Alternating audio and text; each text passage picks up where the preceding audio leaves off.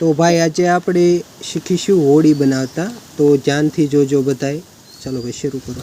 પહેલા આવી રીતે ચોરસ કાગળ લેવાનો, તેને આ સાઈડથી આમ મોડી દેવાનો, પછી આ સાઈડથી મોડી દેવાનો, પછી ચોરસ પાછો બની જાય નાનું.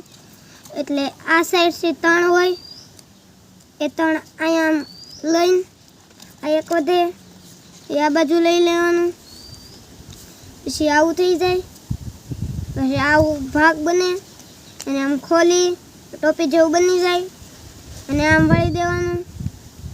આ બાજુથી પછી આમ થઈ જાય, પછી આ બાજુ કરવાનું, પછી આમ ખોલીને તાણીને પછી આમ કરીને આવી રીતે હોળી તૈયાર થઈ જાય આપણી.